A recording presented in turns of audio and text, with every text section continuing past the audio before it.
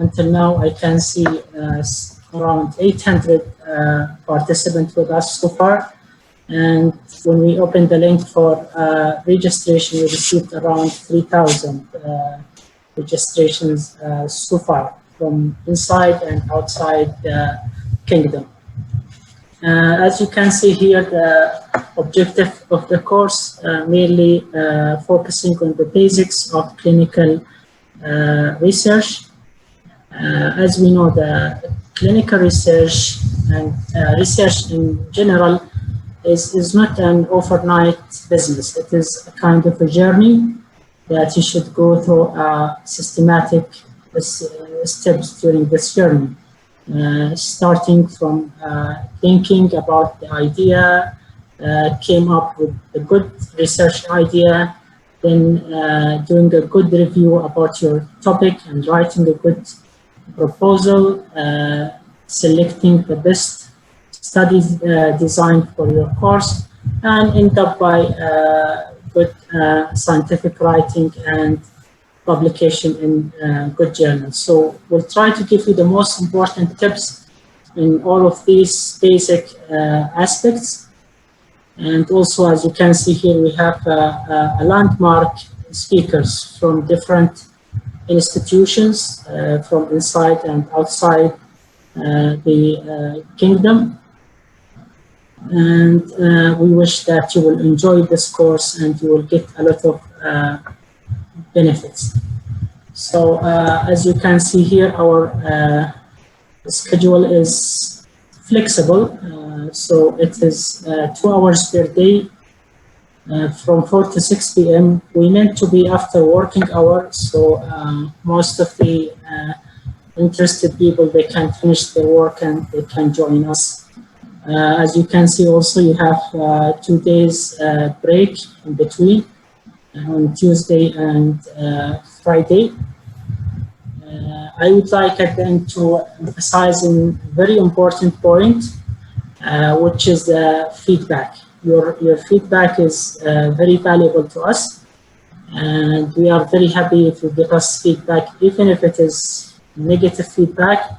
This would help us a lot to work on it and make it better in the future courses. I will stop here and I will leave the speech to my colleague, Dr. Mohammed Al-Harbi, the supervisor of Student Research Unit. Thank you so much. Bismillah. Thank you so much, Dr. Hassan, for this great introduction. Also, I would like to repeat my thanks for our Dean, Dr. Tariq Aspir, for his support. In addition, this course cannot take place without the support of my great team, that including my colleague, Dr. Hassan Al-Shahri and Dr. Rima Hdail, that she worked with us since a few weeks ago, hardly. Honestly, the team and the cornerstone of my team, it was my colleague, the medical student, the male and the female, that they work hardly since several months to initiate this course. The course cannot take place without the support of our speaker. I would like to extend my thanks to all of them for their kind response and collaboration with us. Just as Dr. Hassan mentioned, the course will be about 8 days. 2 days will be break. Every day there is, at the end of the lecture, every lecture it will be a question survey. We fully appreciate your feedback. Mention the strength, mention the weakness, and mention the point that you want to get more improvement to improve our course to be for the next years, inshallah. Also, at the end of the course will be a general survey. We fully appreciate your participation also in the survey. You can ask your speaker through writing the question and answer that right down. My colleague will collect the questions at the end of the lecture. They will ask the speaker. Also, there is another option that you can raise your hand during the lecture, and depending on the speaker, if you would like to make it interactive question during the lecture, or he will keep the question at the end of the lecture.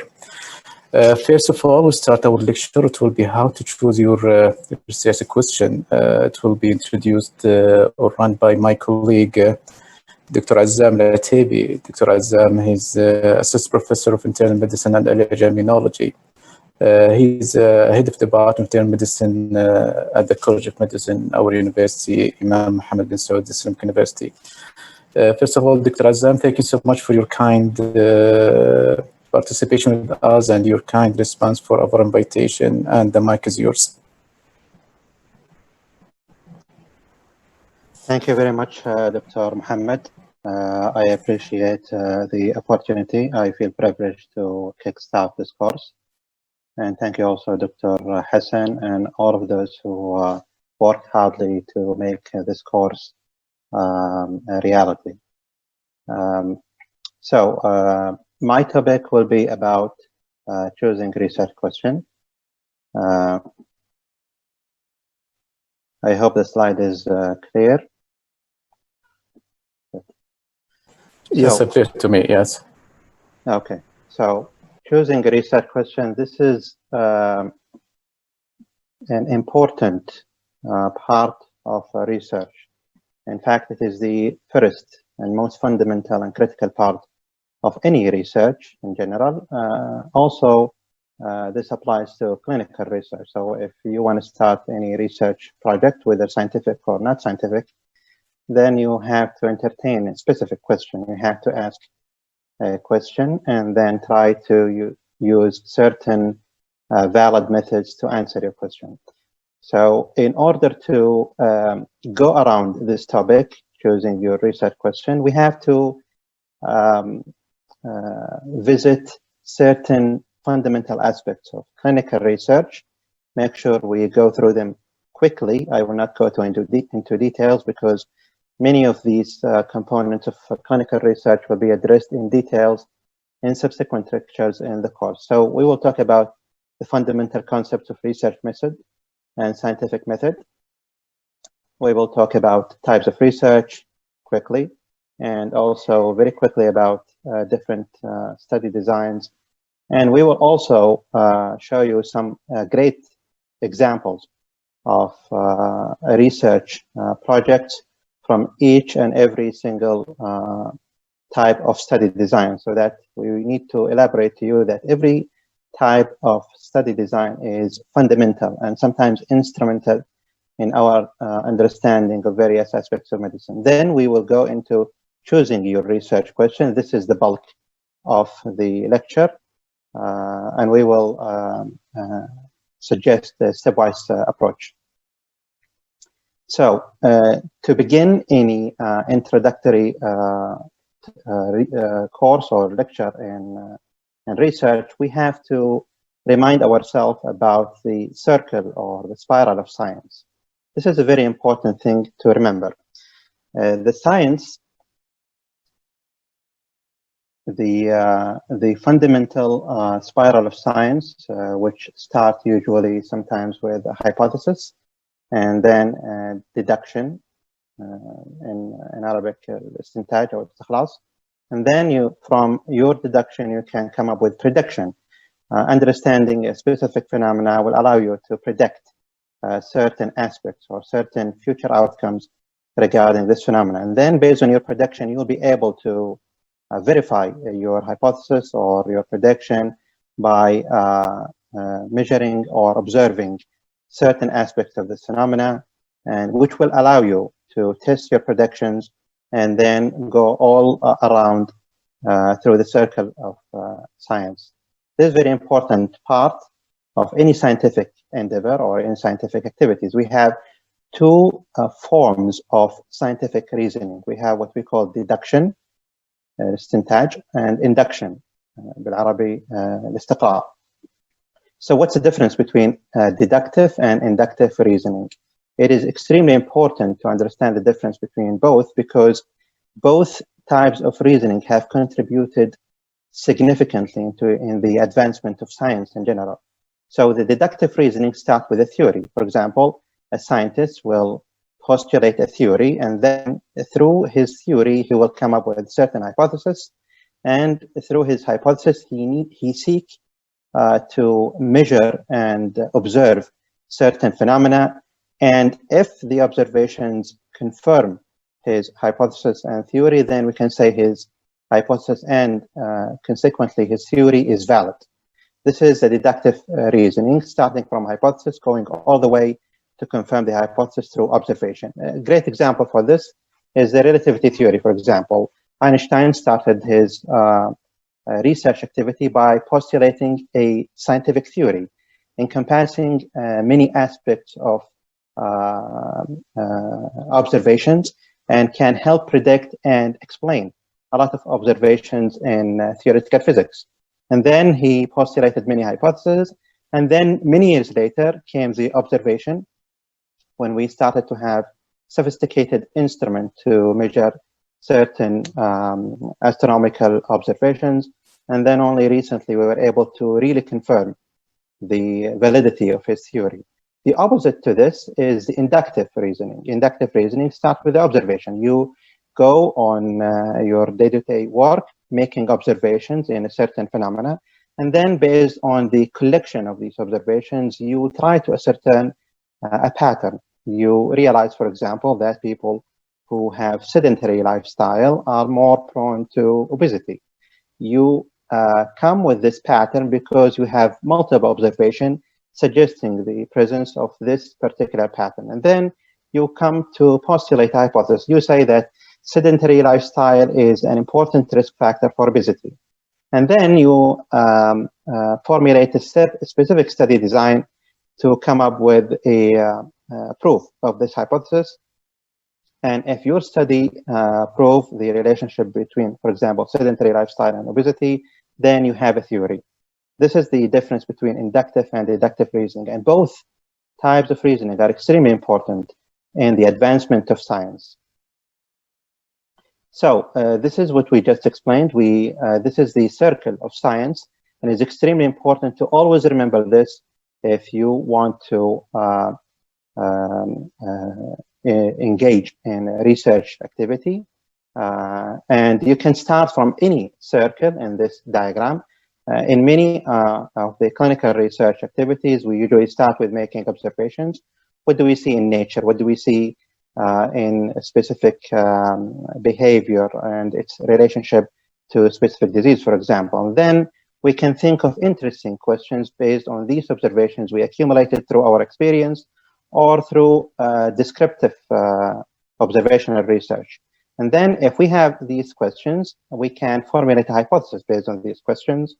And then based on the hypothesis we have that we generated from all of these observations we detected, we can develop a testable prediction. So every hypothesis should have a testable prediction. Otherwise, it wouldn't be a scientific hypothesis. So, and once we develop a testable predictions, then we go on and gather data to test these predictions and see if these predictions are reliable and valid, and can we confirm our hypothesis through these observations and data. And then we go on back to make generalized theories, and these theories have to explain all instances of observations within this system. So the circle of science is round and interdependent, as you can see. So an important part of the scientific activities is that any scientific claim has to have the qualities of scientific statements. So scientific claims should be testable. It means that we should have a reliable, valid, and reproducible way to test these scientific claims. For example, if you say that certain medication, like for example, hydroxychloroquine is effective in treating coronavirus, then this is a scientific claim, and it is easily testable. You can randomize a cohort or a group of patients with coronavirus into control and intervention group and test this hypothesis. But if you say that, for example, there is a teapot, and this is a very famous example, an analogy by the famous science philosopher Bertrand Russell. He postulated this analogy about non-testable hypotheses or claims. For example, if you say that there is a small, tiny teapot behind the many light years away from the solar system. And you say that it is definitely there, and nobody can disprove this claim. This is clearly an untestable hypothesis because nobody can really confirm or disprove this claim. So any claim that is not scientifically testable by our current testing methods is not scientific. And it has to be also falsifiable. It means the scientific methods and the scientific community has the capacity to falsify this claim through a rigorous scientific research method. It has to be also reproducible. You can't be the only one who able to produce these data. There has to be a protocol or a series of steps that everybody can follow to reproduce all of these data. And it has to be also usable in some sort of prediction scheme. And also the scientific claims has to be measurable or observable, especially in clinical medicine. But this does not apply to all domains of research. In some theoretical aspects, and for example, mathematics, sometimes you do not necessarily observe in scientific claims. So another aspect of research methods is, which is very important to understand for anyone who is trying to engage in research, is to understand the basic tenets and components of scientific research methods and activities. And these are fundamental in almost every research domain. You need to have in your domain definitions that are accurate, descriptive, and comprehensive, and allows for distinction between similar entities. For example, you need to be able to describe and define clearly what is diabetes and what is hyperglycemia. The definition of diabetes has to clearly distinguish between hyperglycemia and other forms of increased blood sugar that might resemble diabetes. If your definition does not clearly distinguish between what is diabetes and what is simply hyperglycemia, then your definition is not helpful. This is important because we use these definitions in clinical research frequently, and sometimes we use these definitions to make numerical quantification. If these definitions are not consistent and accurate, then we may not be able to quantify the occurrence of a specific disease or phenomena clearly. We also need to have a set of classifications in our domain of knowledge. For example, classification of diseases, classification of phenomena, classification of treatment, diagnostic criteria, etc. These classifications are important and allow for observation, obviously, and they need to observe the laws governing a specific system and be consistent with all the observations within the same system. It has to be comprehensive. So any classification system has to include entities or diseases, for example, in your domain. It can't be inclusive of some and exclusive of some others. It has to be mutually exclusive. For example, you cannot have a disease that is classified into two different opposing classifications. You also need to have a description and measurement. So any scientific activities entail descriptions and measurements of specific aspects of these scientific activities. So the descriptions are basically detailed accounts of observations. They should be based on systematic observations yielding non-controversial and replicable descriptions and measurements. Obviously, all research activities has to contain either qualitative or numerical descriptors, and these has to use some sort of consistent and agreed upon measurement methods. If the measurement methods are not agreed upon or not consistent, if they are controversial, then basically your description or your capacity to quantify these descriptors will be flawed. The measurement tools are important also. So sometimes we can agree on what a measurement or a unit of measurement is, but sometimes the measurement tools themselves are inconsistent. For example, if you want to diagnose diabetes consistently in a cohort of people, then you have to have a consistent measurement tool, a GlucoCheck device that is accurate and valid and we'll be able to detect every case of diabetes without significant false positive or false negative results. So if your measurement tool, for example, a busted GlucoCheck device, is not very effective or not very accurate, then obviously you will have all kinds of wrong measurement, and your research will be not valid as well. Then fundamental aspects of analytical research in particular is having a hypothesis. And the hypothesis need to be testable, falsifiable, observable as well, reproducible, and can be used in some sort of prediction scheme. The hypothesis can be a relationship between two variables. This is important in clinical research. We can hypothesize that there is two variables that are influencing one another. This is an example of hypothesis in clinical research. Also, you need to have a study design. There is no research without a detailed study design. If you want to know something or a specific phenomena in medicine, then you need to have an appropriate study design that will help you to analyze or observe this specific phenomena. If you want to understand the relationship between two variables, then you need to have a specific design that is specifically suited to analyze the relationship between two specific variables.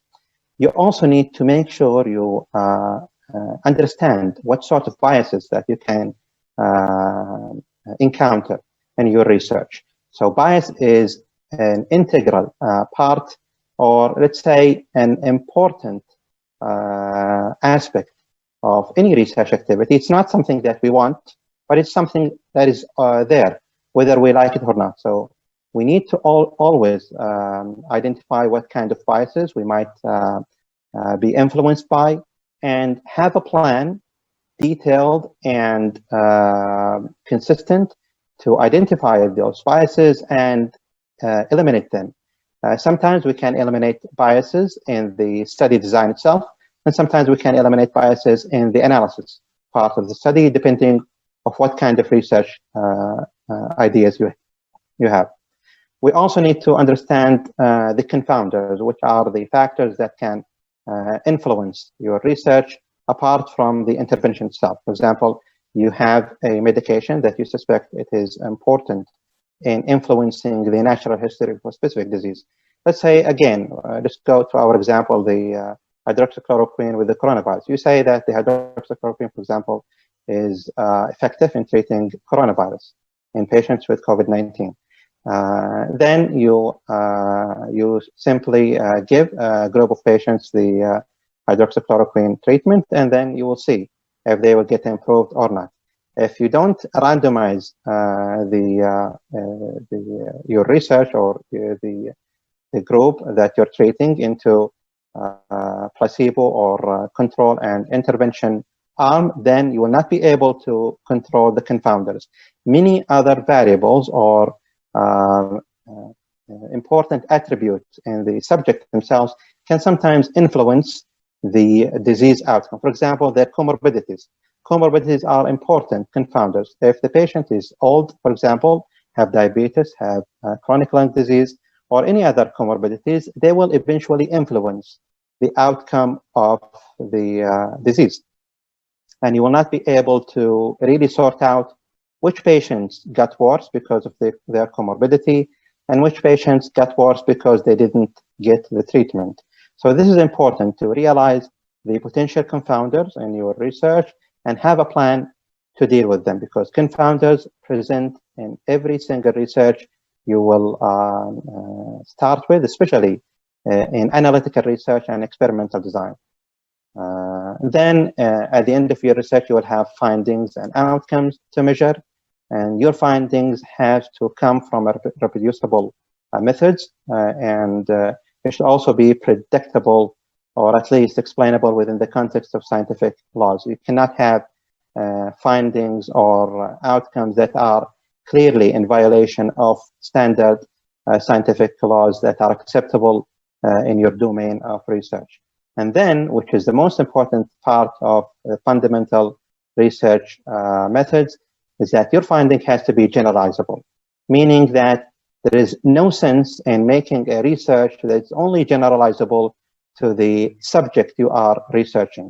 Your finding has to be generalizable beyond the sample that you are testing or evaluating. Otherwise, it wouldn't be useful as a research activity. So I realized that this initial part of my presentation is somewhat not common in many clinical research introductory courses, but I really believe this is an important tenets and pillars of scientific methods in general, and they also apply in clinical research. If you don't understand all of these components of research activities and research methods, then your clinical research will be subject or will be vulnerable to all kinds of flaws and problems in the design. So what is clinical research? Clinical research is basically a research activity designed to describe health conditions or factors that influence the occurrence or evolution of a health condition. It can be done to describe health-related aspects of a cohort or population, or to test health-related hypotheses. And all of these are for the purpose of making valuable health-related conclusions. So we need to do these research or clinical research activities to eventually come up with valuable health-related conclusions. And these conclusions thereby helping in developing or contributing to generalizable clinical knowledge. So any research activities we do has to eventually help us in developing or contributing in a generalizable clinical knowledge. So clinical research is a component of medical and health research intended to produce knowledge that is valuable for understanding human disease, preventing or treating illnesses, and also promoting health. And examples of clinical research are listed here. We can research disease mechanism. We call it etiopathogenesis or pathogenesis of disease. We can research a bidirectional integrative research, which we call translational, which is back and forth from human and animal research. And we can also evaluate the clinical knowledge, the detection, diagnosis, and natural history of a specific disease. And this is also enhance our understanding of specific disease, how we diagnose them, how they present, and how they evolve over time if not treated. We can also evaluate therapeutic interventions in general, and also do research in developing clinical trials of drugs, biologic, medical devices, or other instruments. We can do research in preventative aspects of health, primary or secondary prevention, and all factors that influence the primary and secondary prevention of health conditions. We can do behavioral research that are relevant to health conditions. For example, one of the most important behavioral aspects of medicine is smoking, sedentary lifestyle, non-exercising, eating habits. All of these are behavioral aspects that are important in medicine. We can have health services research, including outcomes in health services, the outcome of a specific health system, cost effectiveness of specific health interventions. We can also do health system research, understanding the capacity of health system, the performance of a specific health system, the responsiveness of health systems to population need. We can also do epidemiological research, surveying the population for diseases or risk factors for diseases. And we can do also community-based and managed care-based trials, or any form of clinical trials as well. So these are aspects of research that clinical researchers might delve into. There are other aspects of research, of course, but these are the commonest types of clinical research. We have different classifications of research, honestly, and I will show you different ways of classifying research, and it's important to understand these different classifications because it will help you understand research from different angles. We can classify research based on its application. based on its objectives or based on the type of data we usually gather. Based on application, we can classify research into pure or basic research and applied research. Pure and basic research is basically, for example, doing research on animals to understand the immune system in fish, for example.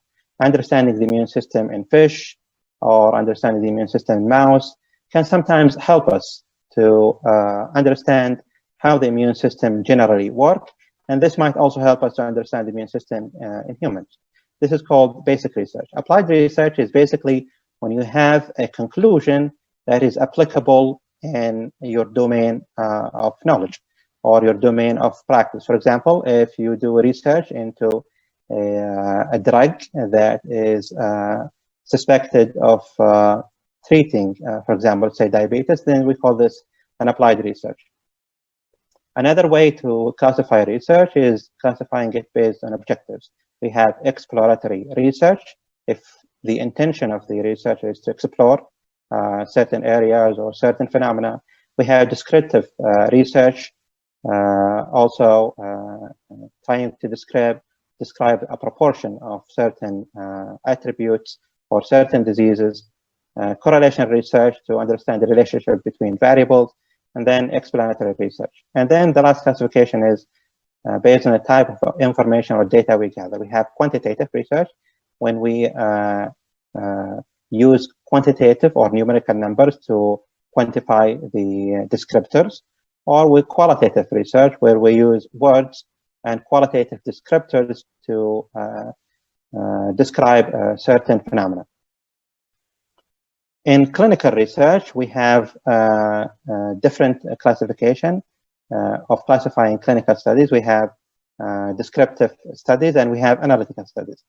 And these are the basic types of study designs in clinical research. In descriptive studies, we have case reports when you report a specific case or a unique aspect of a specific condition. Or when we have also case series, when you describe a series of cases with unique phenomena or unique features. And we have also descriptive epidemiology. In analytical research, here we evaluate the relationship between two variables. In descriptive research, we, at the time of designing the study, have no intention of evaluating or analyzing the relationship between variables. We only describe what we see. In analytical research, the intention of the researcher is to analyze the relationship between a variable and an outcome. And we have different types of analytical research. We have experimental designs, and these are basically the controlled trials. And we have non-experimental designs or observational studies. We call it also analytical observational studies, like case control study, cohort study, and cross-sectional studies. All of these types of study designs are important in analyzing the relationship between different variables. And you will have a standalone lectures describing these specific study designs in details.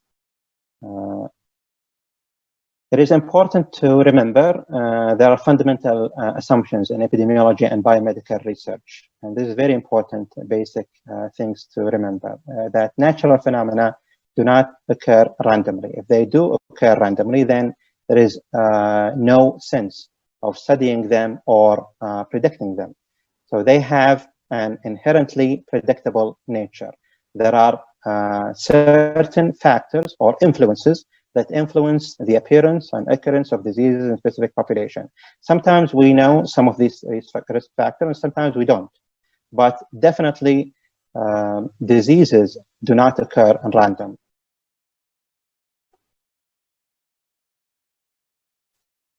So common topics in clinical and epidemiological research. These are important core topics in clinical and epidemiological research. Measuring disease frequency, assessing the distribution of disease, identifying determinants of disease are all important. And these are the basic foundations of any clinical research. We want to know how frequent the disease is, what is the incidence rate, or what is the prevalence in our population. We want to quantify the disease impact, the mortality rate, the cumulative incidence, the attack rate, and other attributes of disease impact. We want also to assess the distribution of diseases. Who is getting the disease? Are they young? Are they old? Are they male? Are they female? Are they people with specific behavior? Are they people with certain comorbidities are more at risk of getting this disease? And where is the disease occurring? For example, in endemic areas, you can have diseases that is endemic in specific places. For example, we have sickle cell disease is endemic in certain areas in the kingdom.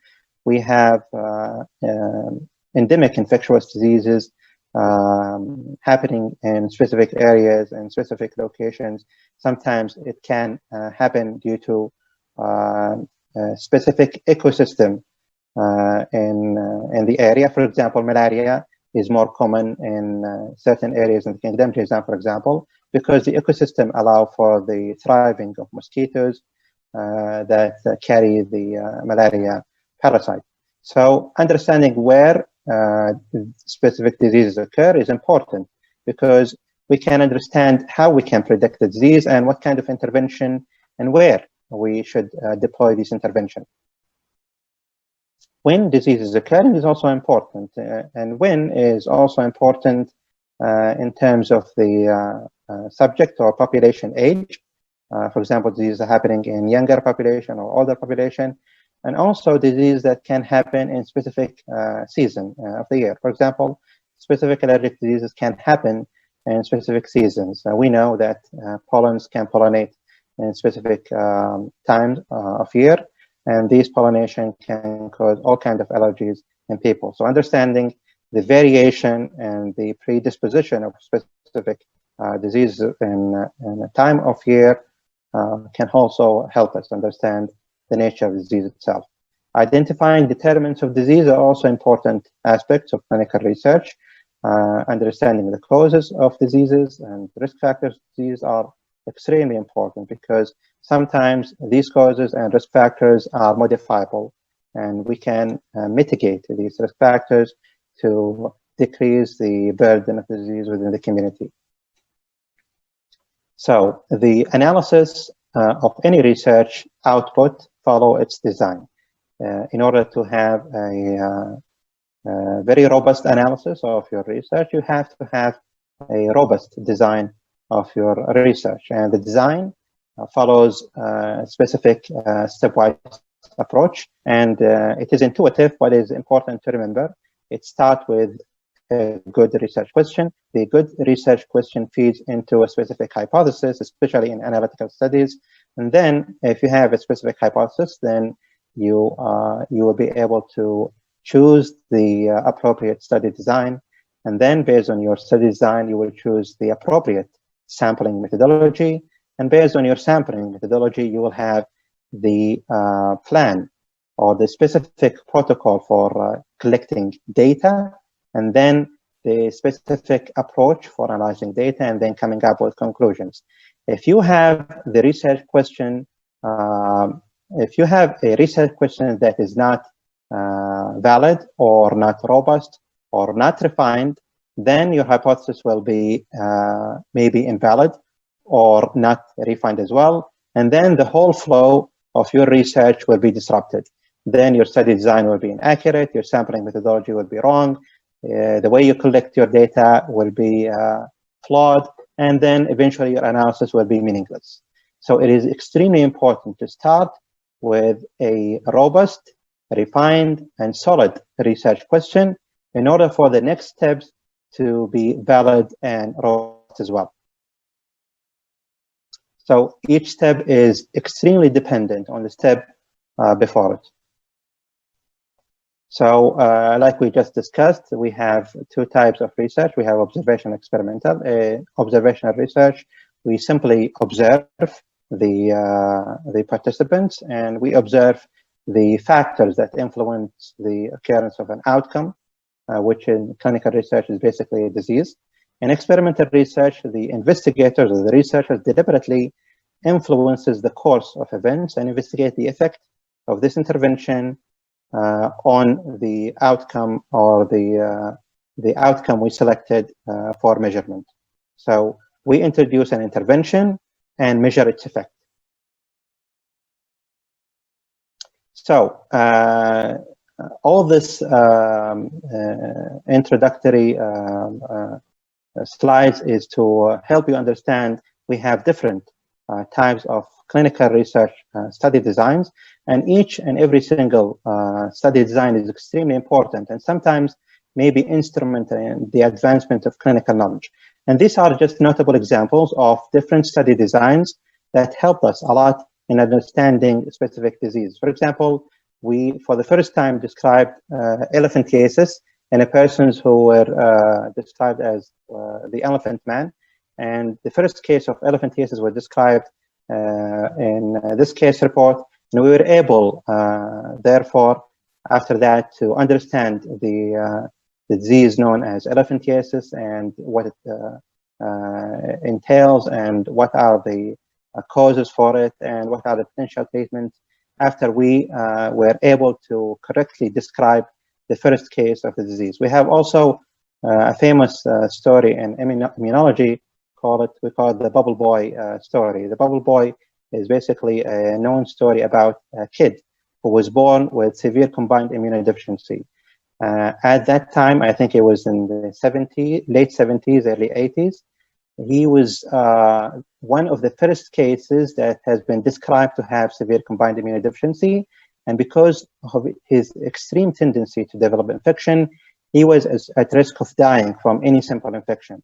That's why the hospital he was born in, they put him in a protective bubble, a bubble of plastic that insulate him completely from the outside world. So he was not exposed to outside world. And this bubble protected him from outside germs. And he was kept in the bubble for years. At that time, we didn't have any effective treatment for severe combined immunodeficiency. But at some point later in his life, the bone marrow transplantation idea was started, and he was transplanted. And later on, I think he died because it was the earliest attempt of bone marrow transplantation. So this is a case report of the first severe combined immunodeficiency. And from understanding this case, we were able to understand the importance of the immune system, the different clinical features of immunodeficiency. We were able to understand the natural course of severe combined immunodeficiency. And we were also able to entertain some therapeutic ideas from a single case report. We have also examples of case series. The way we described HIV is through case series of people with Kaposi sarcoma, and also they had tendency for recurrent infections. And this is how we discovered HIV.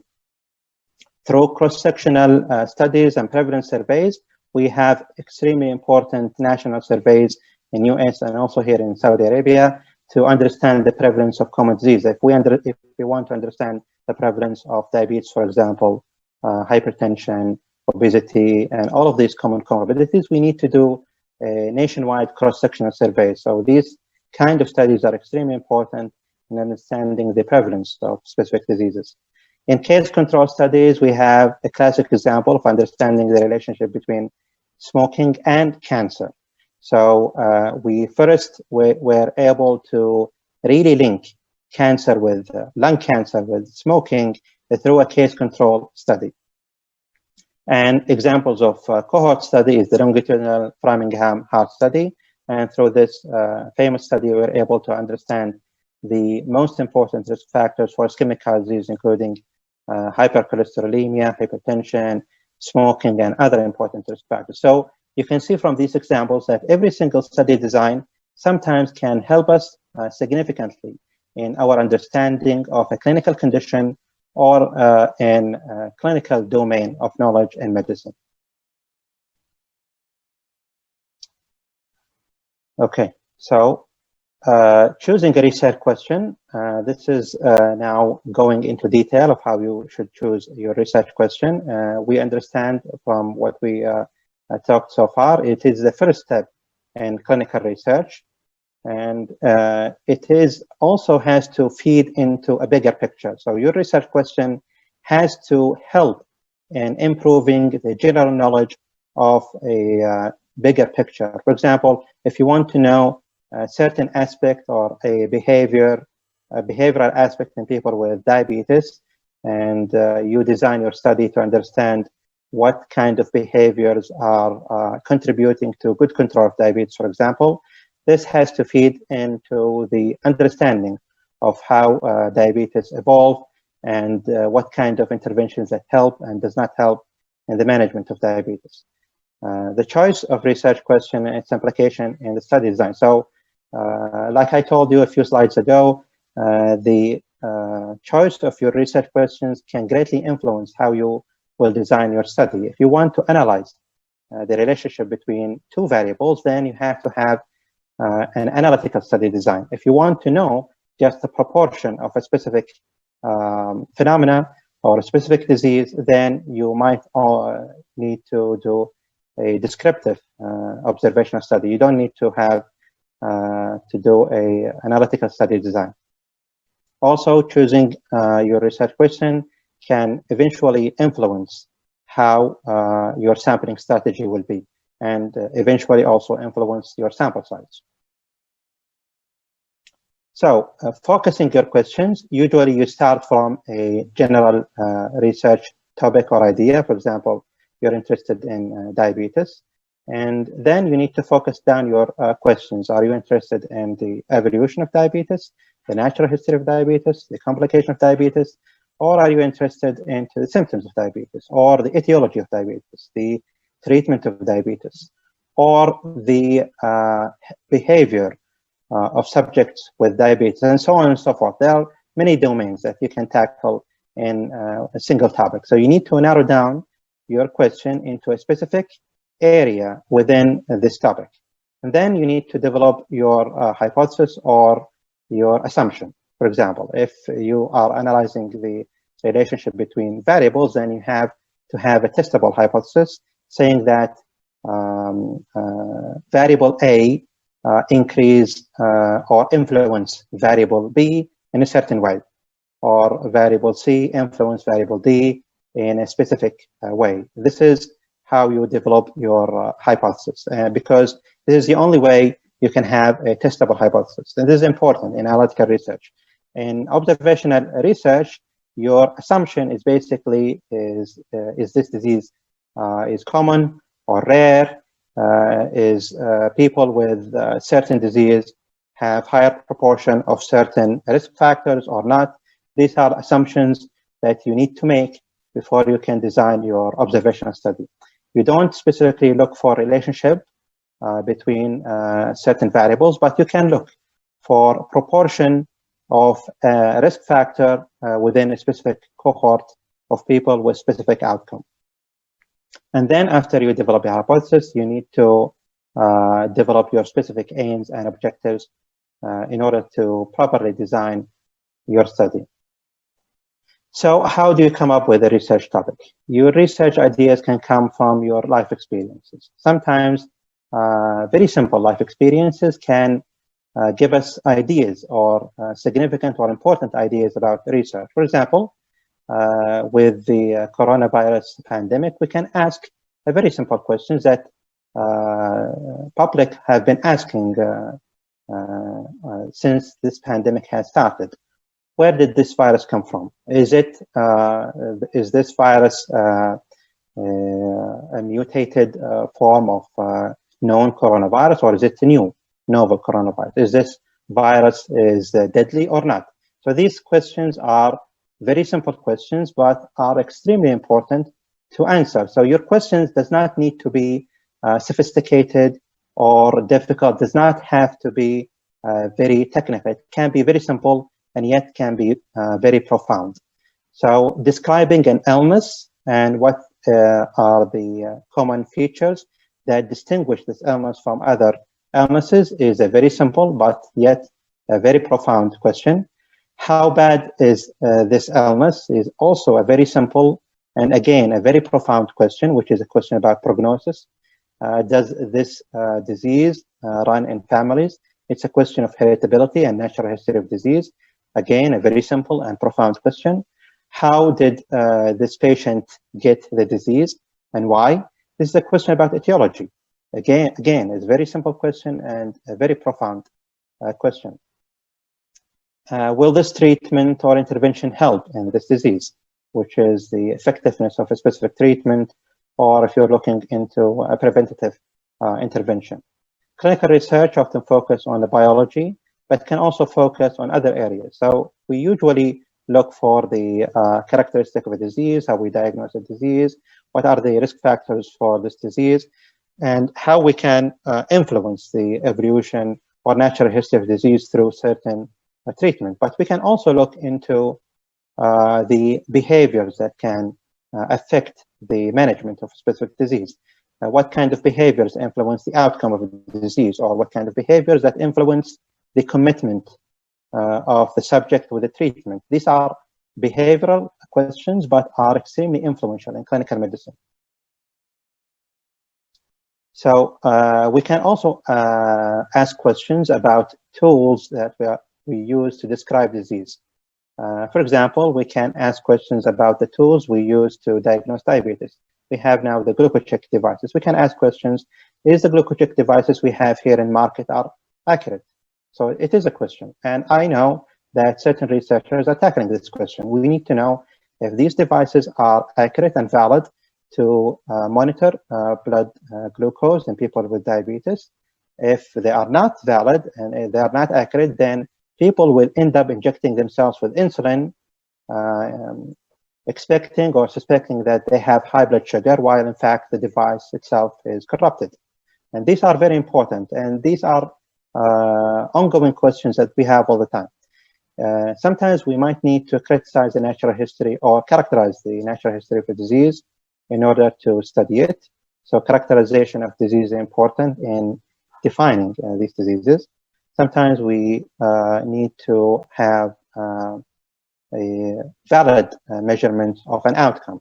Sometimes in specific diseases, we might have valid measurement to measure these outcomes, and sometimes we don't. So entertaining these ideas can help you to see if we really do have measurements that are valid to diagnose a specific disease or we don't. So researching the validity of all kinds of measurements, researching the validity of all kinds of measurement tools are important aspects of clinical research. So there are different areas that encompass the clinical research in general that researchers might entertain or engage in. You can engage in the biological aspect of a disease. You can engage in environmental factors that influence the evolution or the development of a disease. For example, some diseases are more common in tropical areas. Some diseases are more common in areas that are known to have cold weather, for example, especially in wintertime.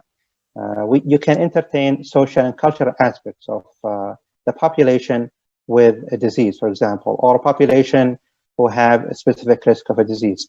You can also evaluate the behavior of subjects with disease, etc. So all these domains or angles are valid areas for clinical research. So if you want to really develop a very robust and solid research question, then you have to start with an answerable topic.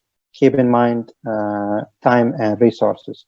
Your research has to be practical, or your idea of research has to be practical in the sense that with your own resources and time, you can actually answer this research. If you want to know what is the effect of, for example, let's say a certain factor that is known to cause a disease, and you only have a few months to study this factor. So this is not an answerable research idea. If you want to study the influence of a factor in the development of disease, then you have to commit years of time into this research.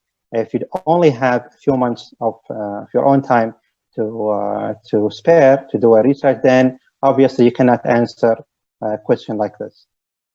Your questions have to also be fine-tuned in a way that make it easy for the hypothesis to be formulated. So we have what we call this FINER abbreviation. It has been suggested by the researchers since 1998. And FINER stands for feasible, interesting, novel, ethical, and relevant. So your research has to be feasible, given your time and resources limitation. If it is not feasible, then obviously you should reconsider doing this kind of research. It has to be interested, whether to the public or to your research community. If your research idea is not interesting to the public, people who have special interest in this phenomena or disease, or if it is not interesting to your area of or domain of knowledge, or the experts within your domain of knowledge, if it's not interesting to either one of those two groups, then you have to reconsider your research. It has to be interesting either to the population or to the researchers within the same domain of expertise. It has to be novel. You cannot just ask questions we have already answered already. You can't ask questions whether, for example, metformin is able to control and bring down the blood sugar level in people with diabetes. We already know that metformin is effective in type 2 diabetes, and that's why it is one of the standard treatment in type 2 diabetes. So this is an example of questions that we already answered. So you don't need to go and ask yourself the same questions. So it has to be novel in a sense that we either have an answer that we are not sure of, or we don't have an answer to this question. It has to be ethical. It means that you don't impose any unnecessary harm to your subjects, and also you don't consume unnecessary resources in your research. If your research requires a lot of resources, or let's say your question requires a lot of resources, and at the same time we can answer your question without the need of these resources, then your research question has to be refined in a way to minimize the utilization of resources. It has to be relevant. It means that it has to have some sort of impact into how we view this specific topic, or how we view this specific disease, or how we treat it.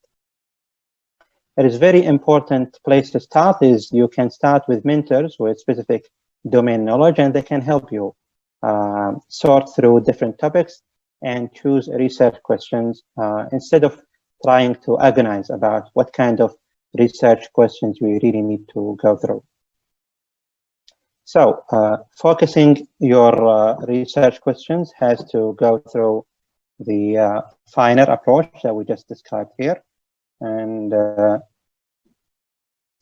you need to evaluate the medical literature for other resources or sources to evaluate the current body of knowledge. So it is important to make sure, and I have seen this many times in research, the researchers have not done enough literature review to really see if they really need to ask these questions or not. Sometimes the question the researchers is trying to answer has already been answered, but it has been answered in a way that is not immediately accessible to them. So sometimes if you do a quick literature review, you might not find research papers that have asked the same questions that you're asking, but you need to really do a very good literature review to make sure that you're not missing anything. And it would be a waste of time if you start an important research project and at the few months into your research, you realize that your research questions have been addressed and answered in an effective way by some other researchers just because you haven't performed a comprehensive literature review. So you need to have a very good understanding on the medical literature in this topic and the gaps of knowledge within this topic through carefully and comprehensively evaluating the medical literature.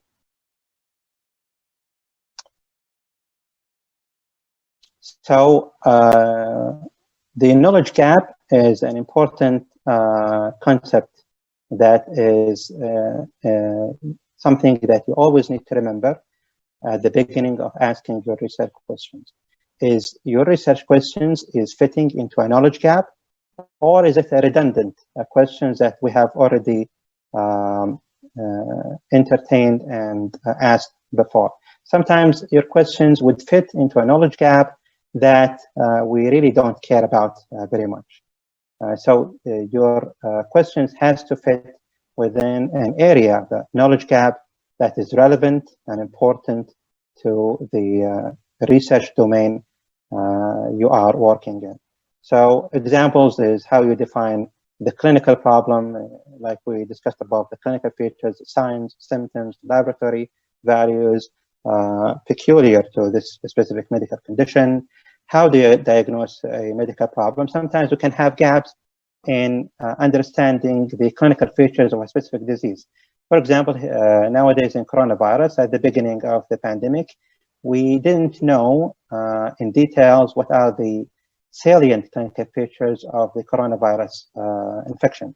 So the early research included a cohort of cases and detailed descriptions of their clinical features, signs, symptoms, and their laboratory values.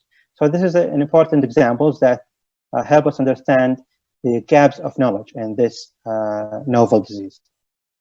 How do we diagnose this problem? Again, with the analogy with the coronavirus, at the beginning, we were asking if the PCR test is valid enough to diagnose all cases of coronavirus. And we now understand that there is a rate of false negativity into the PCR test for coronavirus.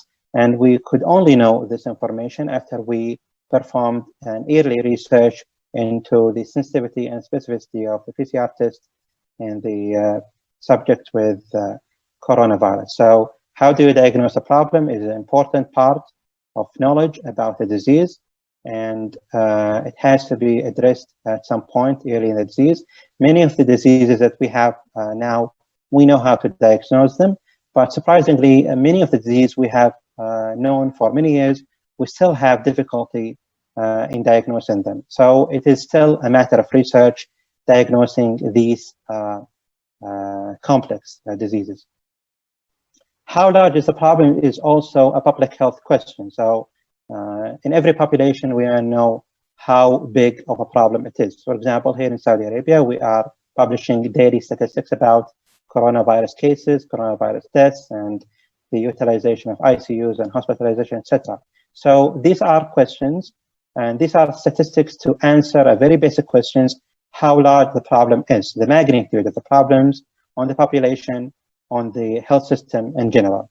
So these are instrumental and critical questions what we always need to answer. Sometimes we ask these questions in a periodic way. For example, every 5 years, for example, we might need to do a prevalence study about diabetes. We need to know what is the prevalence of diabetes this year, what is the prevalence of diabetes after 10 years, what is the prevalence of diabetes after 15 years, etc. So because the disease prevalence is dynamic, sometimes we might need to do these studies in a periodic way. Hence, the question, how large is the problem, is also a dynamic question. What is the impact of the problem? Is the impact in the population in terms of morbidity, mortality, and also its impact on the health system as well, the impact on the economy as well. These are also valid questions. What are the risk factors for getting the problem? And these are very intuitive questions we know in clinical medicine, but are not easy to answer. The risk factors for heart disease took us a long time to understand, and it only was apparent to us after the famous Framingham longitudinal cohort study was conducted, and we were able then to understand the most important risk factor for ischemic heart disease. Without this longitudinal, long prospective cohort study, we were not able to understand the risk factor for ischemic heart disease. So sometimes you can ask these simple questions, but in order to answer them requires a lot of time and commitment and resources. So what is the prognosis of a specific problem? If a disease is not treated or if a disease is treated, these are questions are important to answer. If you treat diabetes, what is the prognosis? If you don't treat the diabetes, what is the prognosis? If you treat, for example, coronavirus with dexamethasone, now it's approved treatment in people who require oxygen treatment. If you treat people with coronavirus with dexamethasone, what is the outcome? If you don't treat them with dexamethasone, what is the outcome? So these are important questions to answer. What factors modify the prognosis independent of treatment? And these are the confounders, and these are important also to study. Sometimes you study the influence of an intervention on a disease. You also need to understand the influence of other factors on a disease. For example, you want to know what is the effect of quitting smoking on the risk of ischemic heart disease. But there are other influencing factors that increase or decrease the risk of ischemic heart disease. For example, eating habits, sedentary lifestyle or exercise, daily exercise versus other factors. So if you don't understand these factors or you don't know them, then you need to design a research to understand all of these confounders. What interventions can mitigate the problem? Examples of interventions are treatment interventions. Sometimes they can be drugs, sometimes they can be devices. We have therapeutic medical devices. We have also biologic agents or biologic treatments, and we have behavioral kinds of interventions. So all these are different types of interventions designed to influence or mitigate health problems. And all of these are valid areas for research, and many or a big chunk of the knowledge gap actually exists in this area. The interventions that have or that have the capacity to effectively mitigate a clinical problem or a condition. What factors are effect modifiers for a treatment? These factors that modify the effect of a treatment, specific treatment or not. For example, let's say a diabetes treatment, factor effect modifiers are the adherence to treatment, for example. Or if you take a medication that can interact with the diabetes treatment, for example. These are factor or effect modifier of a treatment. You need to understand what kind of behavior or biological phenomena or intervention that can influence the effect of a specific treatment. And also, lastly, how do interventions compare to each other? If you are developing a specific treatment, again, let's say for diabetes, then you need to also understand how does this treatment compare to other standard treatment of diabetes. If it is inferior, it is superior to the current treatment, or if it is similar in terms of efficacy. So part of the knowledge gap, understanding the knowledge gap, as we said, is extremely important in focusing your questions and engaging in an area of research that is not redundant and relevant to the body of knowledge and your domain of knowledge. So it is important to remember what do we know about the previous question. So the questions that are relevant in this knowledge gap, what do we know about them? For example, if you have questions about the influence of specific treatment in diabetes, you also need to know what are the influence of previous treatments of diabetes. You need to know what is the influence of current treatment of diabetes before you can ask a question about what is the influence of a new treatment on diabetes. So all the previous questions are important to understand before you can start new questions in the same line. So an important aspect of your research or important concept of your research is that you need to make sure that your research plan fit within the general research or body of knowledge. So after evaluating what is known, you need to focus in one part of the research gap, one piece of the puzzle. So first you evaluate the topic, and then you evaluate the research gap and then you choose an area of the research gap that is relevant and important in the topic, and then you can start your refining your research question. So it has to fit within an area of the knowledge gap that is helpful and relevant to the research topic itself. So feasibility, your research question has to be answerable, meaning that answering the question has to be feasible, given the resources and the design itself is also feasible as well. So you need to make sure that the population needed to answer your research questions are accessible to you. You need to also make sure that the exposure, for example, you are analyzing and the outcome it might cause are also accessible to you. And in essence, that you can actually monitor them, detect them, and measure them accurately. If you cannot measure the exposure effectively, or if you cannot measure the outcome effectively, then your research question is not feasible. Then you need to also develop your hypothesis. After refining your research questions, you need to develop your hypothesis or your assumption if you are doing a descriptive study. So what is a hypothesis? A hypothesis is basically, and this applies for analytical research, it is a statement about what the investigator believes or suspects to be true about the nature of relationships of two or more variables to each other. In basic terms, if the researcher believes that variable A somehow influences variable B in a specific direction. So if you can make a statement like this, then this is a complete research hypothesis.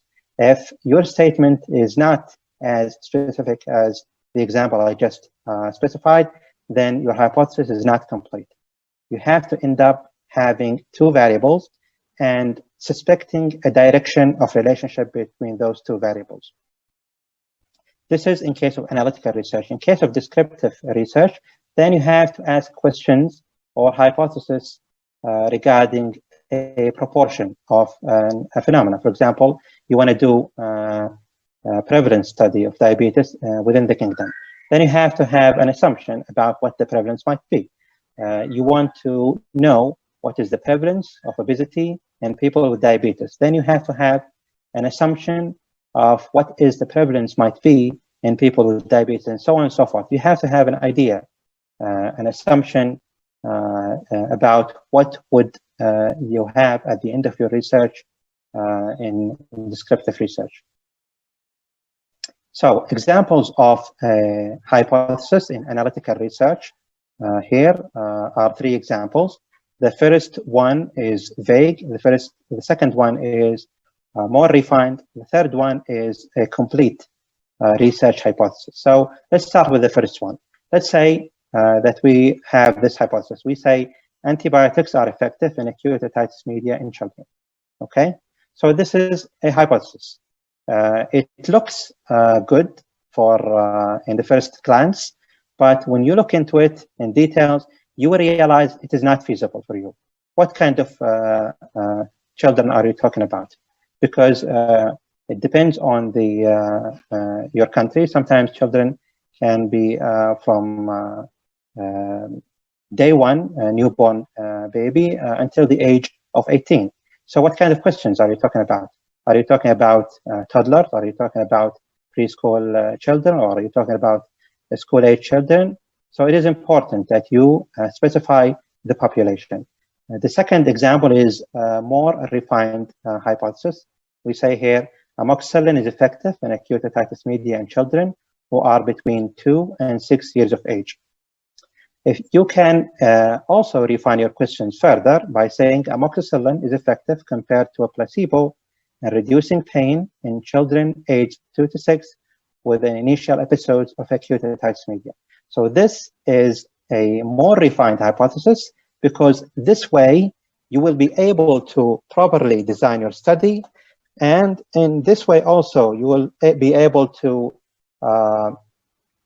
choose the best sampling methodology for your research. If you go with the first example here, then your sample size will be in thousands in order to answer this question.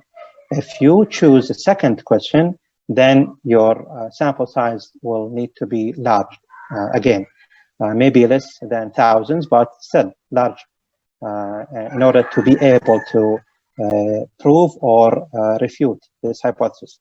But if you choose the third research question or the third hypothesis, which say the amoxicillin is effective compared to placebo in reducing pain, so you have here a specific outcome.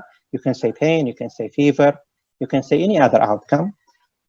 In children aged 2 to 6 with initial episodes of acute otitis media, here you can refine your hypothesis in a way that you can design a study in a very feasible way, and you don't need to have a very large sample size in order to answer this hypothesis. So this is the value of having a very refined questions, because refined questions will lead to refined hypotheses, and refined hypotheses will lead to proper study design, and then you will have easier time to in the sampling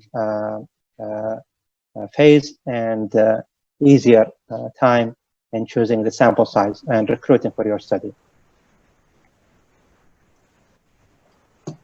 So now you need to go through the specific aims and objectives of your study. Choosing an overall research questions gives you the why, the rationale for doing the study. So all the things that we talked about gives you the rationale for your study.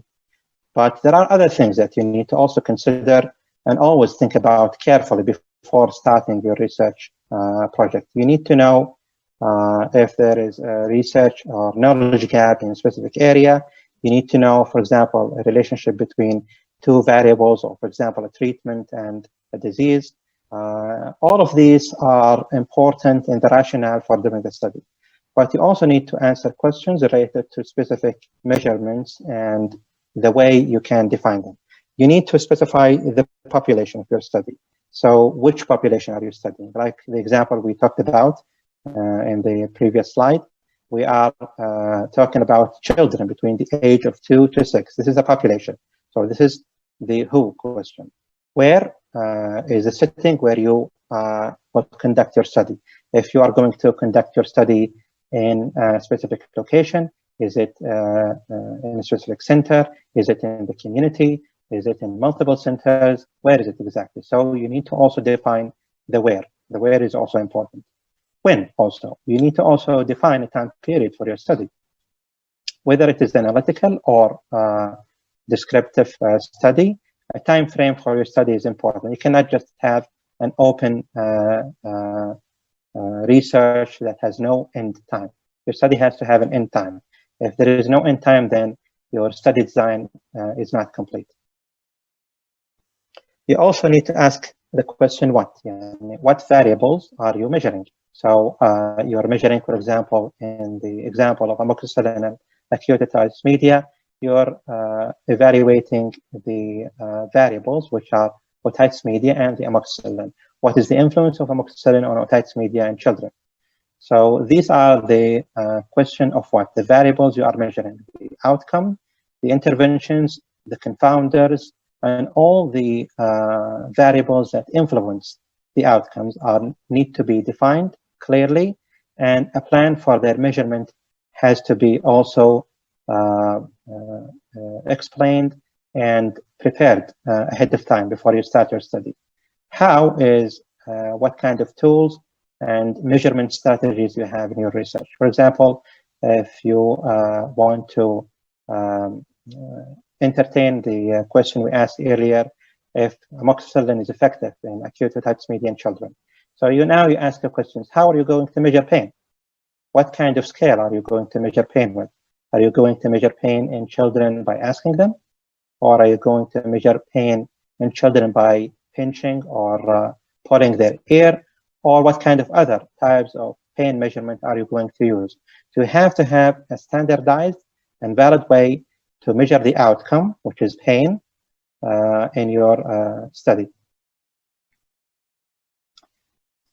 So these are the flow of hypothesis formation in clinical research in general. Sometimes we start with case reports. We report cases for the first time, reporting a new disease or reporting a new feature of a specific disease. And sometimes if we have multiple cases, we can report case series. And then we can have a hypothesis. For example, in the case of HIV, when HIV was first discovered, an initial case report was reported initially of a man who had early onset Kaposi sarcoma and frequent unusual infections. Then multiple case series came through, and we were able to identify a group or a cohort of people who have the same tendency to develop early onset Kaposi sarcoma, and they also have the same tendency to develop recurrent and unusual infection. In these people, we were able to come up with a hypothesis. We can say that these people have some sort of weak immune system. These people, and this happens in reality, when the first case series came about HIV, the researchers who were studying these case series were thinking about how the immune system was important in the development of these new phenomena. So they were thinking, and since these people were having recurrent and unusual infection, then the immune system has to be weak somehow. And since they are developing cancer as well, and in very unusual and early age, then again, their immune system has to be somehow abnormal. And this is a kind of hypothesis you can come up with in a case series, and then you can develop further study designs in order to really confirm your research hypothesis. You can perform analytical studies, you can perform clinical trials, animal lab studies, etc. So sometimes we can develop hypotheses from descriptive studies, whether studies that we have performed by ourselves or studies that have been performed by other researchers in the literature. So you can develop hypotheses from descriptive studies or sometimes from your own observation of a specific cohort of people. And then if you want to investigate the relationship between outcomes, you can design a case control studies.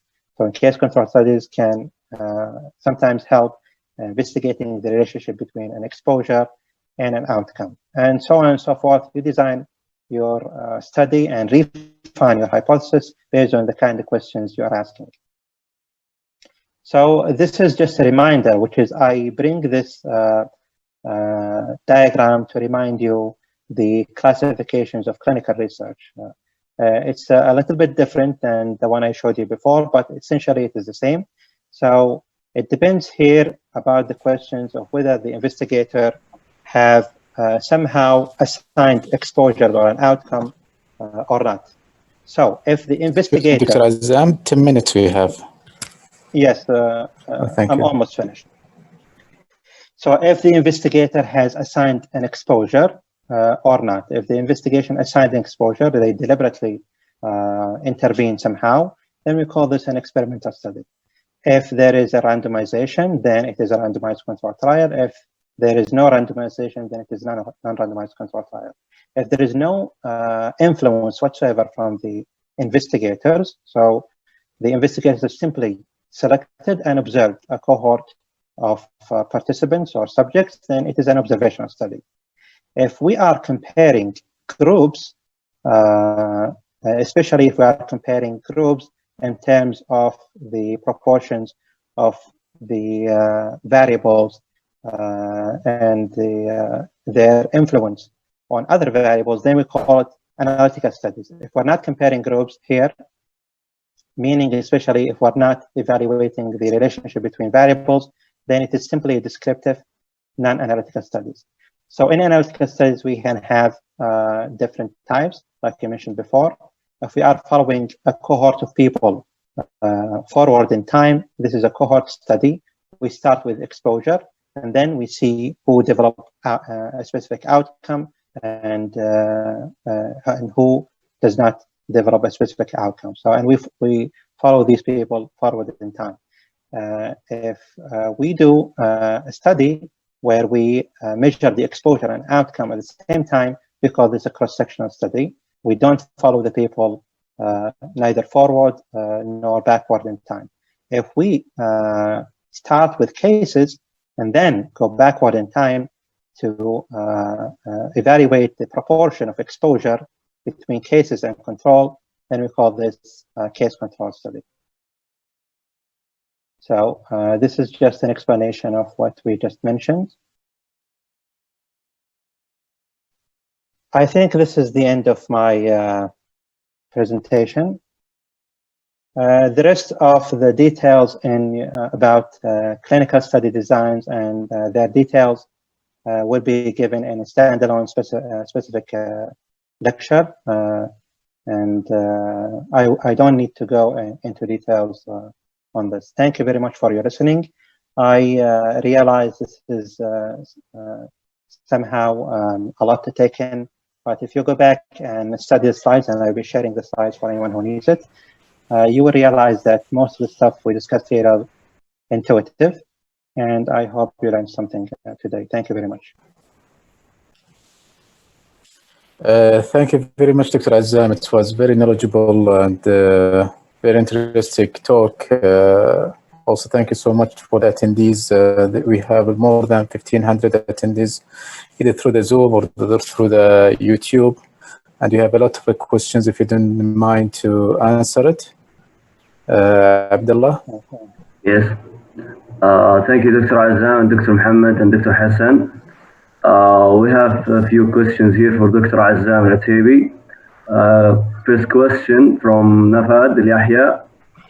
Is the most medical research depend on inductive methods? Dr. Azzam? So when we talked about the general reasoning, the two different reasoning and scientific research, inductive versus deductive, you can have both actually.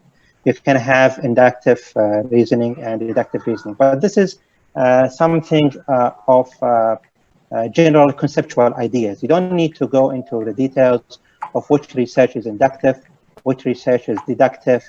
This is just basic foundation of how scientific thinking happens and how usually we arrive at scientific knowledge. Sometimes we arrive at valid scientific knowledge through inductive reasoning, and sometimes we arrive at it through a deductive reasoning. You don't need to worry about this at the beginning of asking your research questions, because your research questions sometimes can come from your own experience, your own ideas, your own uncertainties. So what kind of uncertainties you have, you can further redefine it and refine it into a research question. Your research question can follow the inductive reasoning, or it can follow the deductive reasoning. So both can happen in medical research. Nice. Thank you so much, Dr. Azzam. Hatim Shahrani, he raised his hand. Can you unmute him, Shahad? Hatim?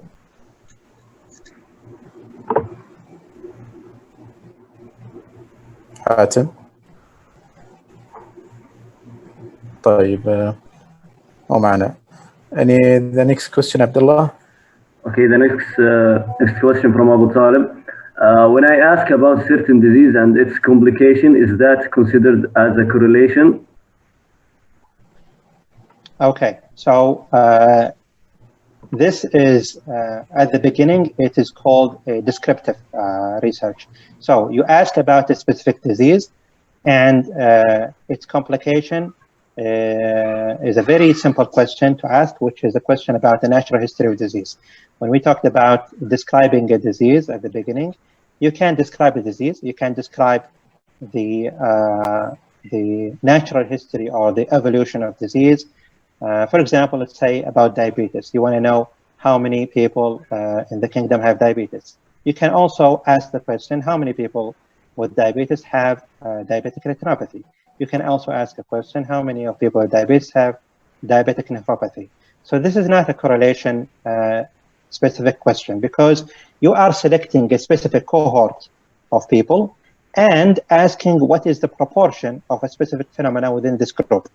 You're not asking a specific relationship of an influence between two variables, okay? You're asking about a proportion of a specific phenomena within a cohort of people, because these phenomena can exist. Sometimes these phenomena can be unique to a disease. For example, when you say diabetic nephropathy, it is somewhat specific to people with diabetes. It would be,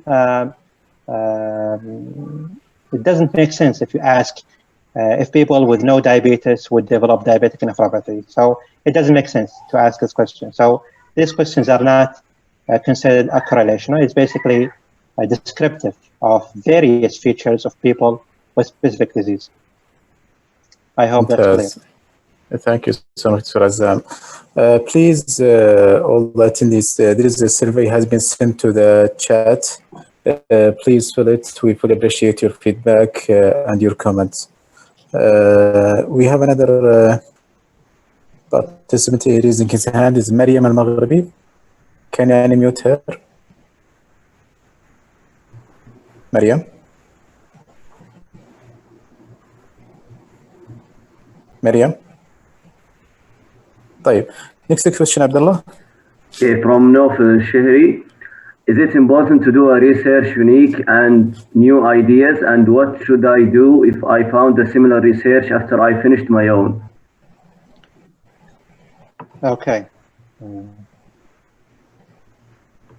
Yes, of course, you can do unique research.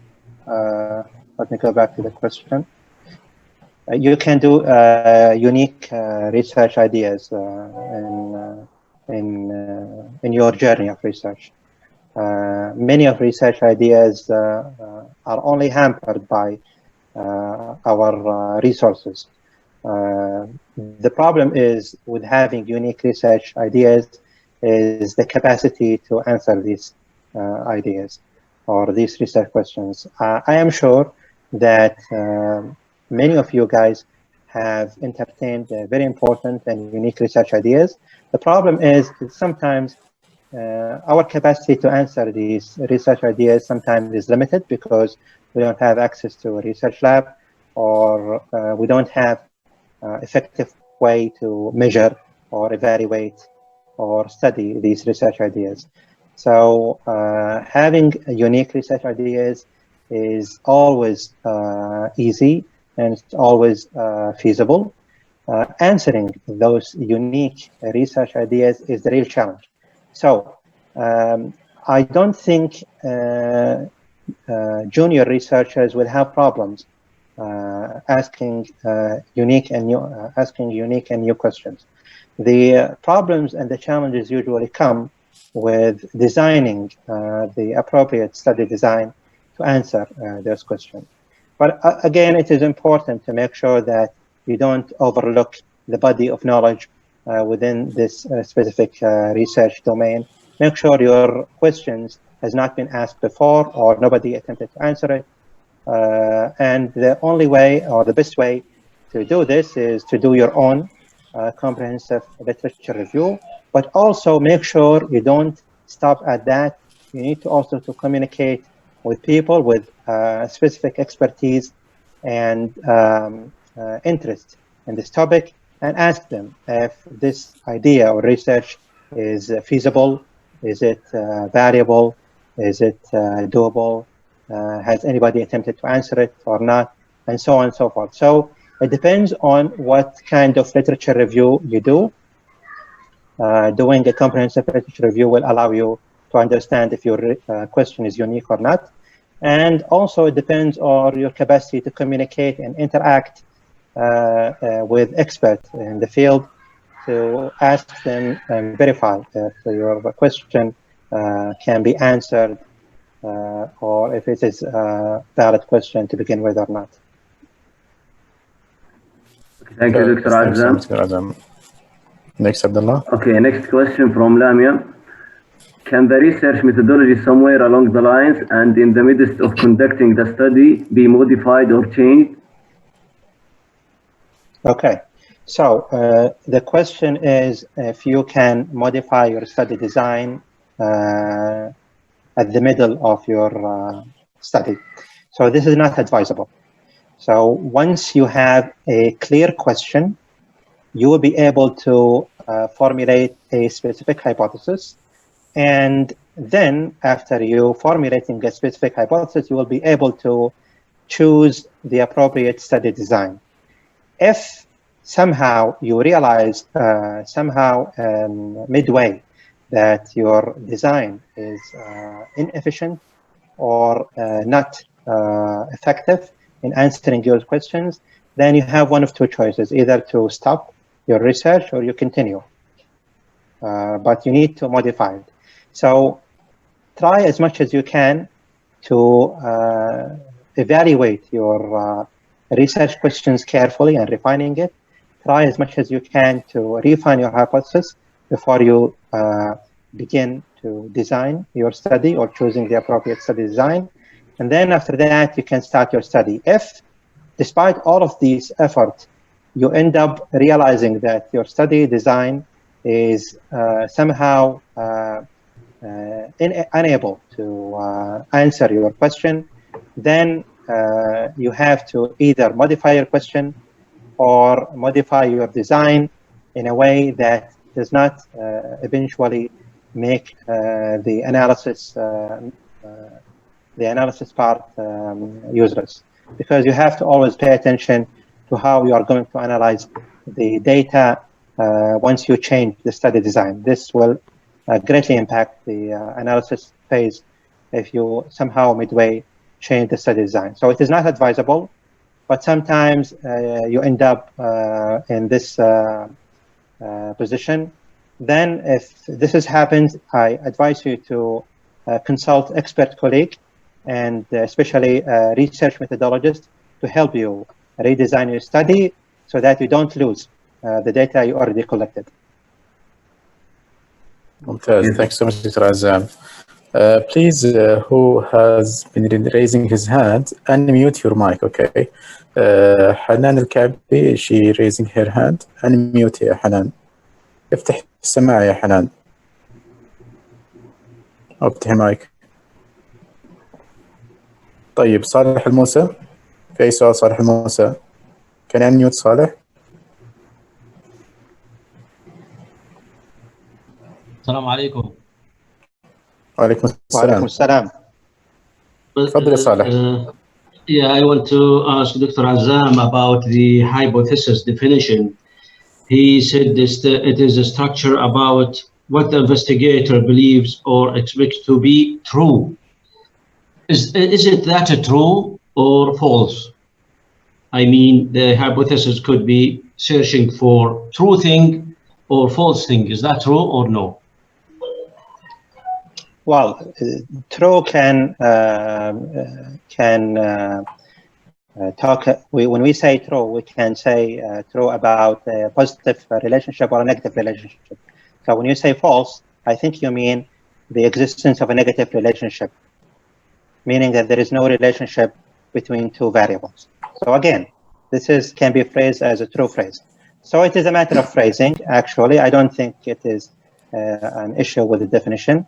As long as you understand what I meant by the definition, then I think you understand the definition of hypothesis. So to simplify things, if you are asking a question about a relationship between two variables, saying variable A somehow influenced variable B, or Yes. your question say that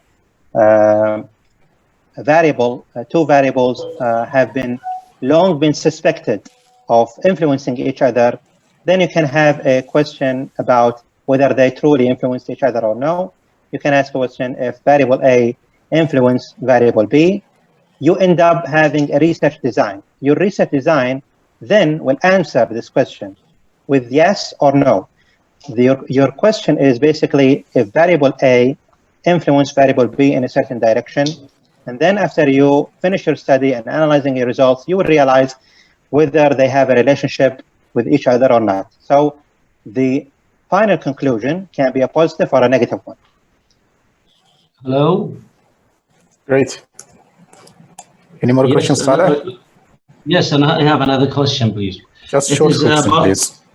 Yeah, it's about the if you design a questionnaire and you submit it through the internet and you get the reply, is the internet questionnaire accepted to publish or no? This depends on your research question. You cannot generalize results from research you conducted through an internet or online questionnaire in your conclusion. You have to be careful about what kind of conclusions you write. So there is a lot of research being conducted online. It doesn't mean that research conducted online is useless. No, it is helpful. It is one way of doing good research. But in the end, you have to be careful and really meticulous in your conclusions and your generalization. If you ask people in Twitter, for example, whether or not they have diabetes, okay?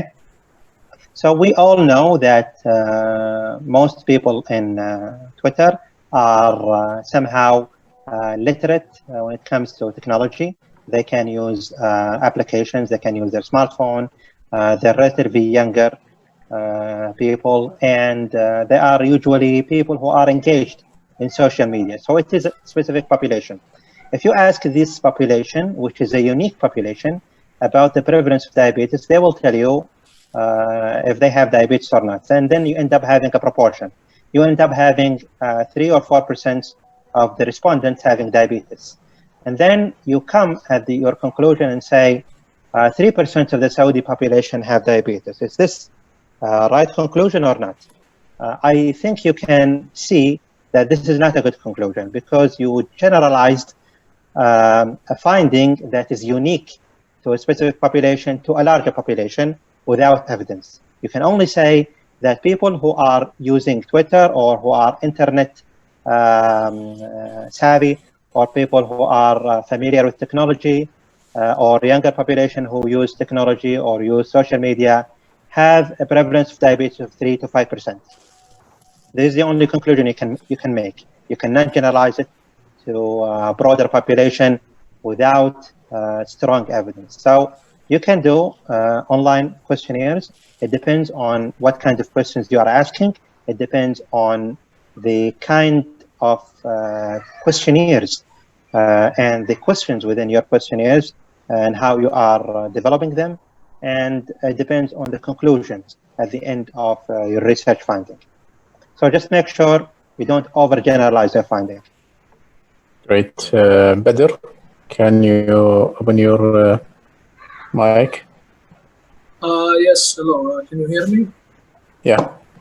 You can Yes, I actually have a general question about what's the best way to find doctors who are willing to join me in research. Because I have a group right now and we are facing quite difficulties finding doctors willing to join us.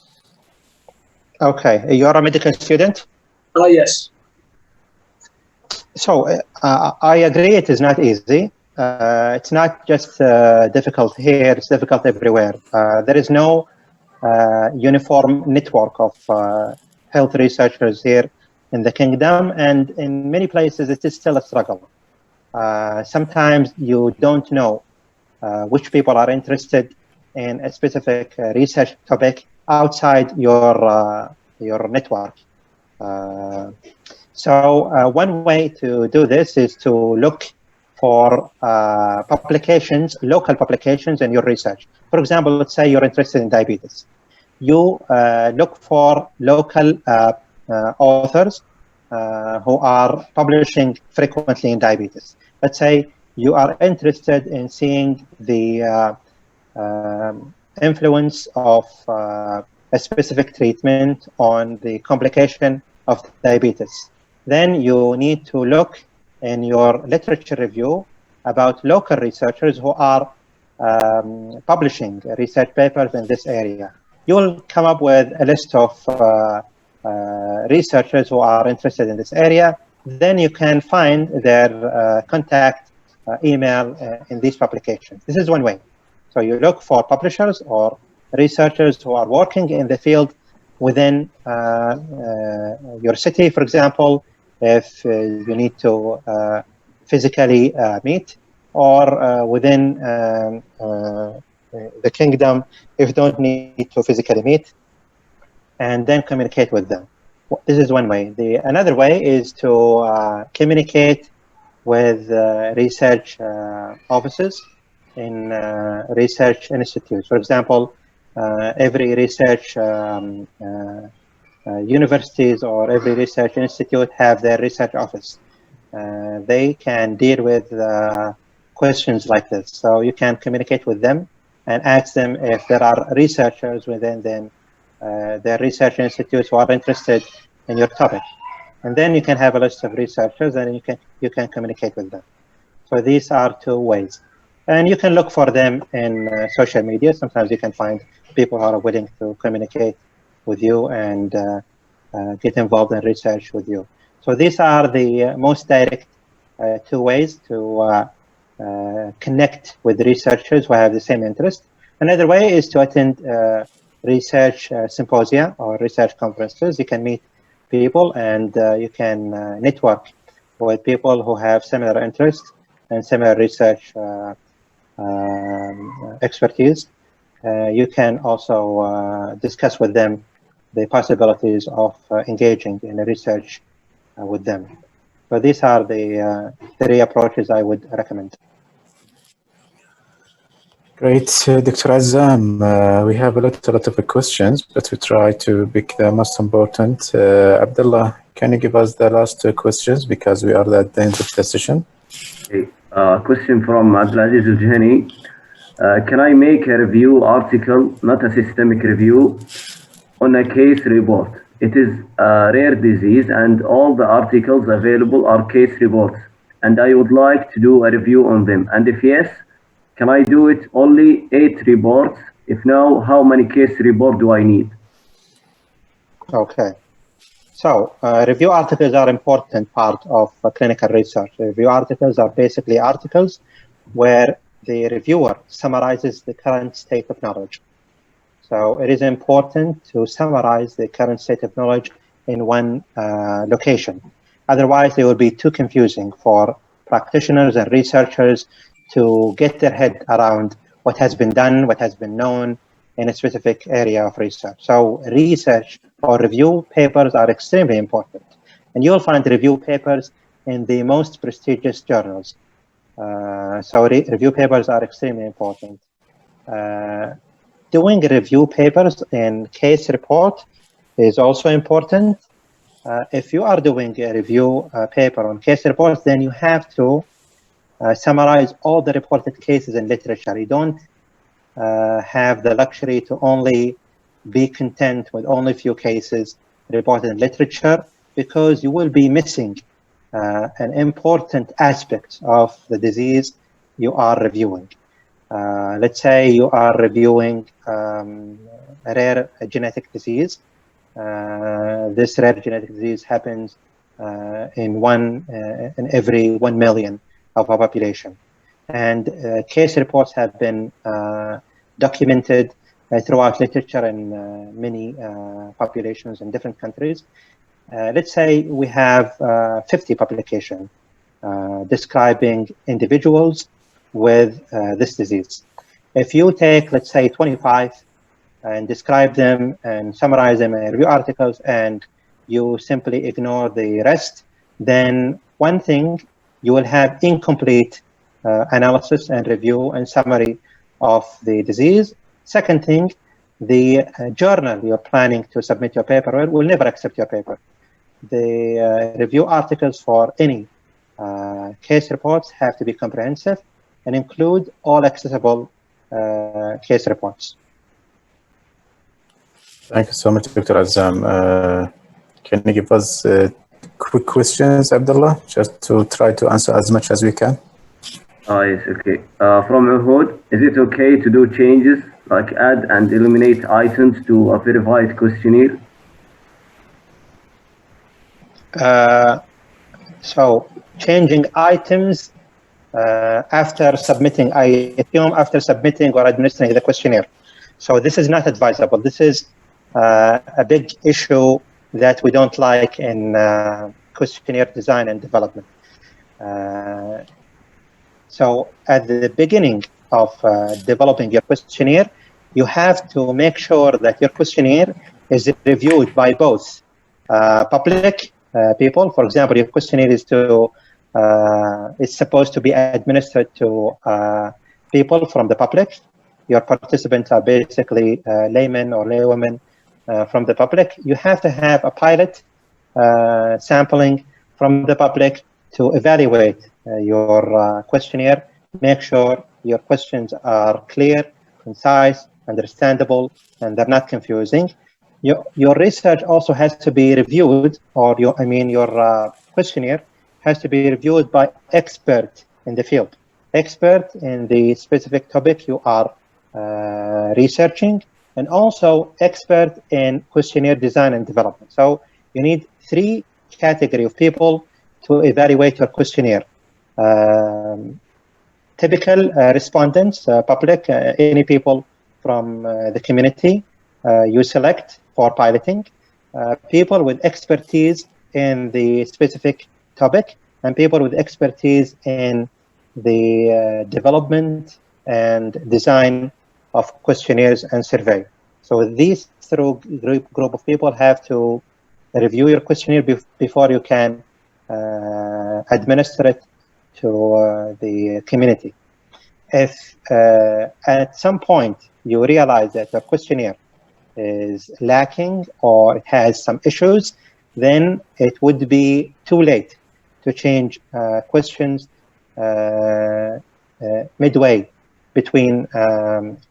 throughout your research, because it will change how you evaluate and collect data. Sometimes the data you are collecting will change because people who answered the question the old way will be different from people who are answering the question in the new way after you change your question.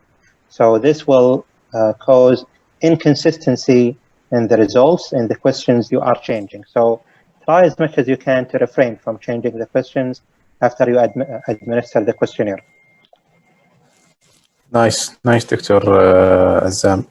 ناخذ سؤال شهد عبد القادر. She's raising her hand. Can you unmute يا شهد؟ تفتح المايك يا شهد. طيب ما هي معنا. محمد جريبي. unmute محمد.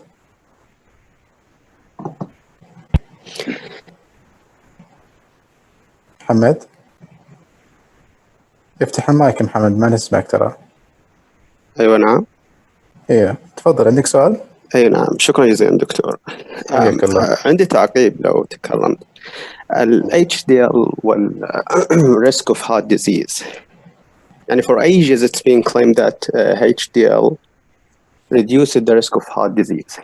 Okay, but recently it's proven that there is no causal relationship.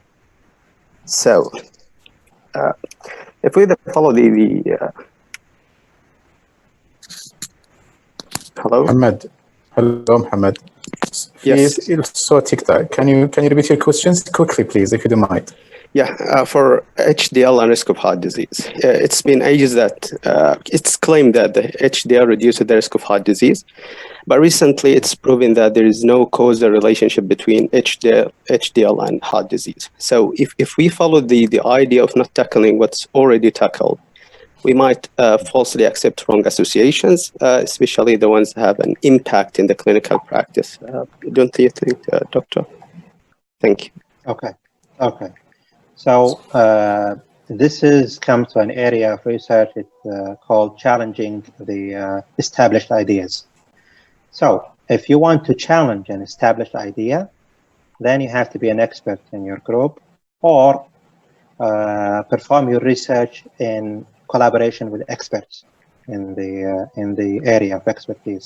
So if you want to tackle the issue of HDL, for example, in association with heart disease, then you have to collaborate with people who have expertise in researching these areas and also collaborate with research methodologists, etc. All kind of people who will help you design a foolproof study that is unquestionable in terms of design and validity, to be able to challenge an established idea. So because challenging an established idea is a big claim, it's not an easy claim to make. If you want to refute an established idea, then you have to prove beyond doubt that the idea is wrong. And in order to do this, you have to have a robust study design for this to happen. So it is possible, it is feasible, and but it is not an easy task to do. It requires effort, it requires expertise, it requires deep knowledge in the subject area, it requires deep knowledge in research methods, it requires understanding of what this established idea is based on, what kind of research is supporting this research idea, and how you can criticize those research work that have supported the existence of this established research idea. So this is part of research, where researchers from all walks of science disciplines have been challenging established research idea. Sometimes they succeed, sometimes they fail. But in order to prove to the scientific community that an established idea is really wrong, then you have to have a lot of evidence, strong and irrefutable study design to really prove that this idea is wrong. Dr. Azzam, thank you so much. It was 2 hours of talk. I think your throat is dry. It's very informative lecture. Shukran jazeelan lak, Dr. Azzam. I'm so sorry. Allah take العافية. I'm so sorry for the rest of the questions. A lot of raising hands, but because of limited time, we have to stop at 6 p.m. Please just kind reminding for filling the survey. Your feedback is very important to us. Tomorrow at the same time from 4 p.m. with Dr. Nils Rocho will be the lecture about how to conduct an effective literature review and the tips for the proposal writing. See you inshallah at the same time. Fi aman Allah. Thank you so much, everybody. Thank you very much. See you.